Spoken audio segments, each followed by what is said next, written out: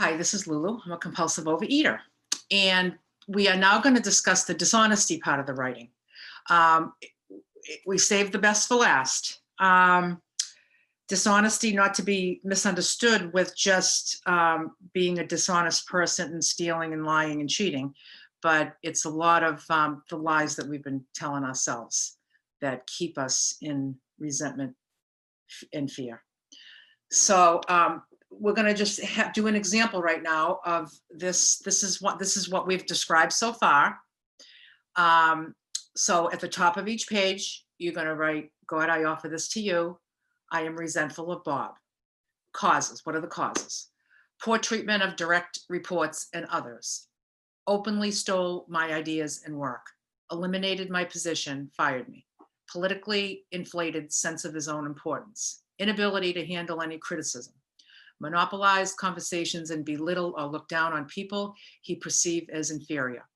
Took advantage of others to get what he wants while belittling others. Become impatient or angry when he did not receive special treatment. Has significant interpersonal problems and easily feels slighted. Wow, Bob's a mess. Bob's a hot mess, okay? So I'm assuming that this is a coworker or a boss. It's a boss because it was somebody that was fired. And so how does this affect me?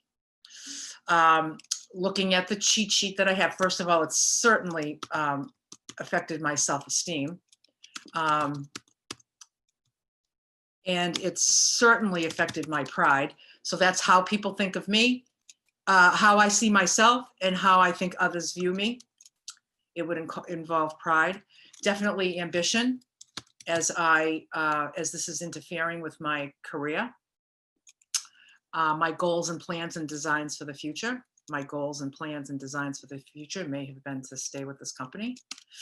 My security, my general sense of personal well-being was certainly threatened. So I was definitely, my security was affected. Personal relations, I would say certainly my personal relations with Bob would certainly be affected. My sex relations, I would say it would not affect my sex relations unless maybe the fact that I lost my job maybe affected what went on at home with my spouse. If there was any kind of turmoil within that mind, body, spirit relationship, which is different than the mind spirit relationships. So let's just assume that this person's wife was compassionate and it did not affect that relationship. And then pocketbook. I would say that this would affect somebody financially. So those are the ways that this would affect this person. And the fears, not having control, fear of not having control, absolutely, because you're getting fired like you don't have control. I wouldn't say fear of losing control, because unless you really thought you had control, did you think you had control? You didn't. See, if you think you had some control and then you were losing it, that's a little different than just not having it, okay? And then fear of other people's opinions. I would think that would have come into play with maybe other coworkers. Would you say that? No, other people's opinions. The person that's provided this example is on this call right now, and I can see him, and he's shaking his head no, or nodding his head yes. You can speak if you want, but so you don't feel like you had a fear of other people's opinions in this situation. Did you feel losing what you have? Absolutely, losing what you have. And fear of not getting what you want or need. Not getting what did it feel more like a want or a need?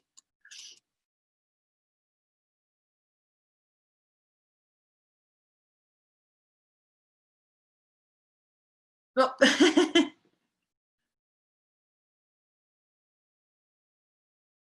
did it, you know what I mean? You have to feel this. Is this something that like I wanted, or is this something that I really felt like I needed? Need something that you need. Okay, not getting what I need. Yep. And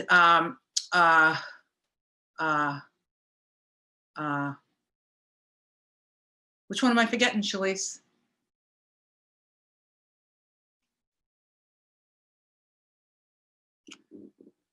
Not having control, losing what I have. I don't have it in front of me. I'm sorry. I'm not. Maybe not getting my way. Not getting my way. No, not getting what I want or need. Other people's opinions, losing what I have. I'm drawing a blank. I'm drawing a blank, but that's okay. Anyway, can somebody find that cheat sheet? Maybe and share that with me, because there might be one more. I'm sorry about that. I've got it. So not getting my way, others' opinions, not having control, abandoned, not loved, not accepted, failure, success, not good enough, losing what I have, not feeling safe. No, the one that we had was just like the 5 basic ones. Wait a minute, let me find it. Here it is. Not being good enough. That's the one I was thinking of. Okay, not being good enough. Did you have a fear of not being good enough? I would think so. Yes. Okay. Knew there was one more. Okay. So now the self-seeking.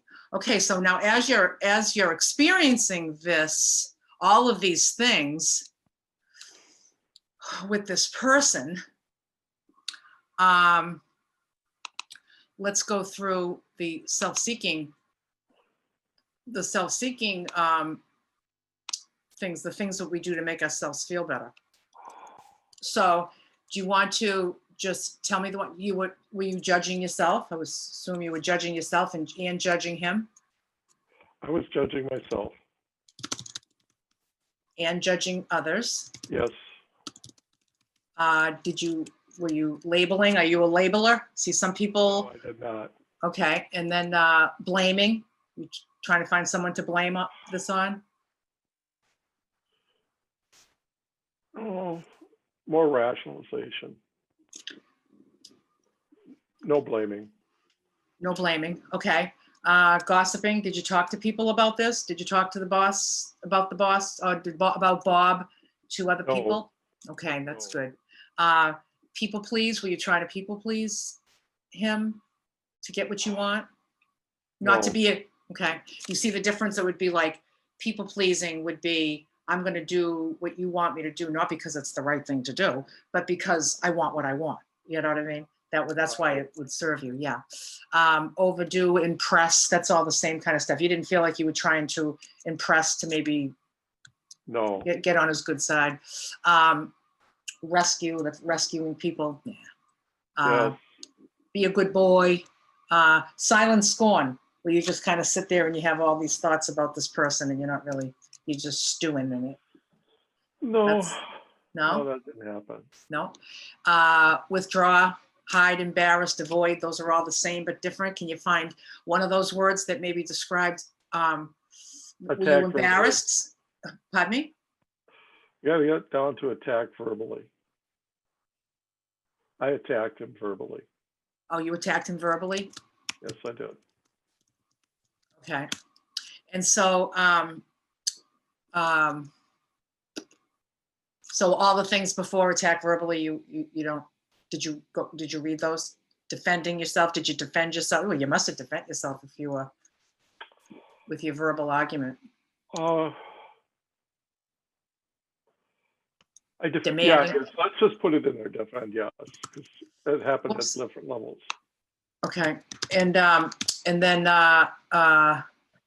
demand, rebel, too honest, nag, unfair expectations, withholding information, thoughts of feeling, revenge. Did you get any revengeful feelings? No. Okay, so that seems like that's your self-seeking behaviors, right? Whoops, what did I just delete? Okay. All right, so you see how we did that, everybody? All right, so now we're going to shut this and we're going to go on to the selfish writing that we just did a podcast on. So the selfish would be, can you think about what in kind of the way that you heard in the previous recording, what you would say your selfish writing would be on this? Let's try it out. Oh, Like, I want Bob. Would you like me to help you, or you want? yeah, please. Okay. So I want Bob. Let's revisit this here. To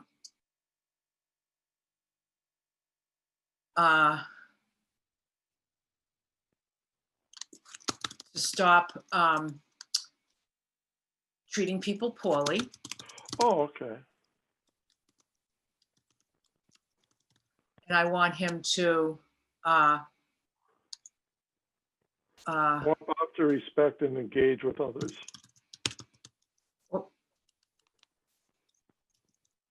respect and engage with others. Yep.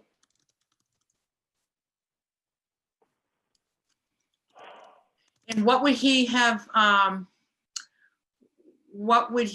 done instead of eliminating your position? Would he have not had that certain opinion of you, or would he have given you a second chance, or was it kind of a hot-headed decision? Do you think he shouldn't have been so hot-headed, or? Oh, I don't think it was hot-headed at all. I think it was systematically planned. Oh, so you feel like you were a victim? Yeah. Okay. So you think it was kind of maybe a political thing going on within the company? Yep, he waited until we were acquired, and then I got my assignment from corporate. And I successfully completed my assignment to the satisfaction of everybody, especially corporate leadership. And it was within 2 weeks following that I was terminated. So do you think he schemed this, or was there a group that did?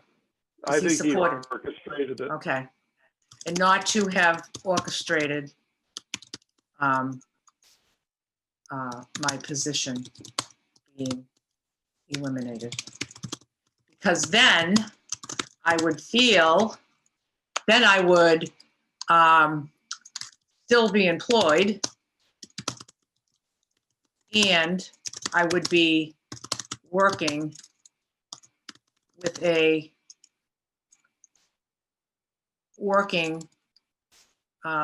with someone who is respectful, right, and treats people well.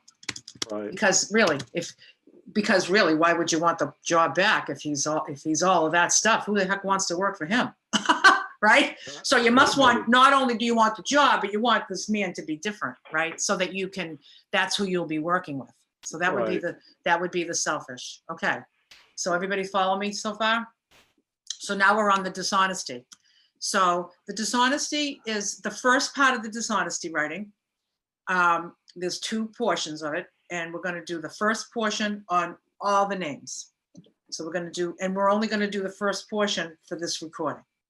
And we'll do the second portion of the dishonesty writing probably next week, maybe. Okay, so we're going to write statements here of the things that I'm telling myself, okay? So every sentence is going to start with, I tell myself, what am I telling myself? And just pretend that this word dishonesty says truth. Just pretend it's the truth, because it's going to it's going to feel like the truth. So I tell myself that I was mistreated. Is that what you're telling yourself? Tell me the things that you're actually telling. Every time you think of this man and you think about what happened, I'm telling myself that. Okay, I was mistreated. Okay. Okay. Tell myself. What else are you telling yourself? I was lied to. I was lied to. Tell myself I was carrying the business I on was- the bottom line performance. Carrying the business. Okay, I What tell else? myself that my revenue projections were honest and true.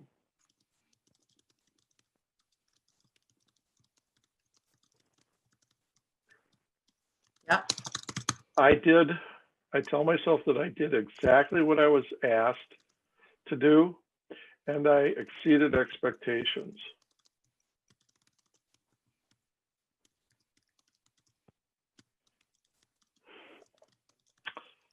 I tell myself that the employees knew I was a good person because when they heard I'd been let go, they all stopped working and wanted an explanation. Because all the employees who knew All the about employees- this Yeah, stopped working. They stopped working. and wanted an explanation. Okay. And that was, I tell myself that if they'd have worked the plan I proposed instead of their inflated forecast, they wouldn't be laying people off today. Instead of their what forecast? Inflated. Oh, inflated forecast. They would not. They would not be. Not be laying people off today. I tell myself that Bob was only interested in his next promotion and self-image in the corporation.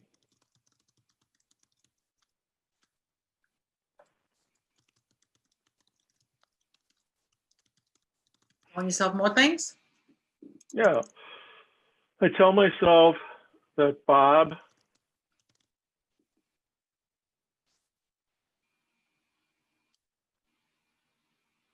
unconsciously hurts the people that he works with. Does that make sense? He unconsciously. Yeah, I don't think he Yeah. realizes what, Oh yeah. Okay. No, that's good to know.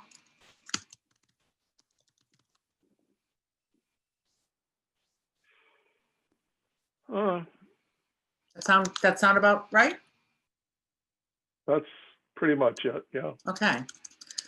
So these are the things that I am telling myself. And as long as I keep telling myself this stuff, the longer I'm going to stay twisted up about this stuff. Okay.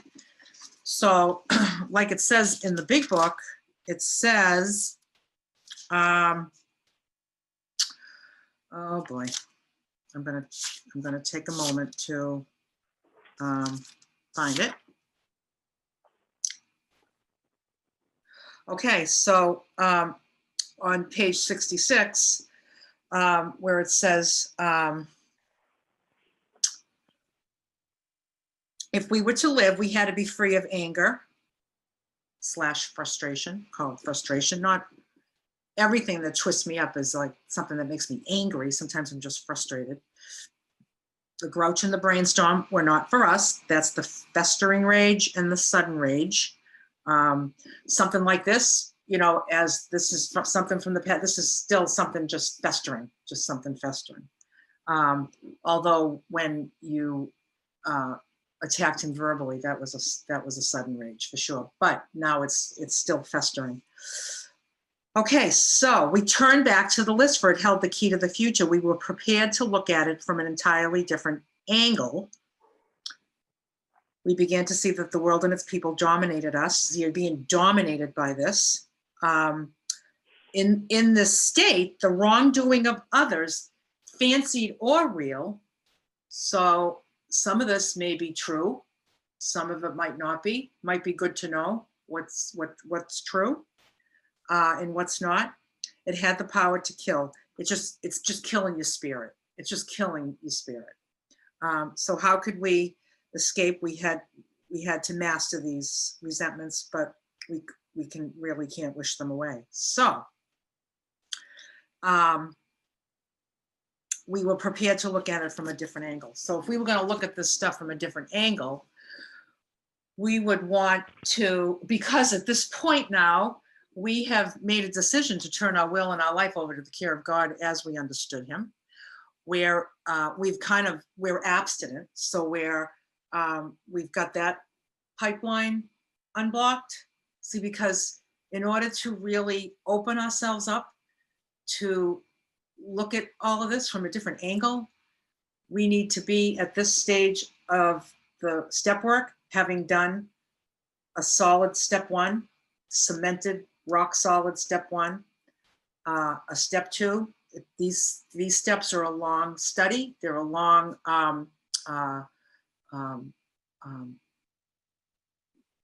gaining this knowledge about ourselves, and they're extremely important declarations that we make.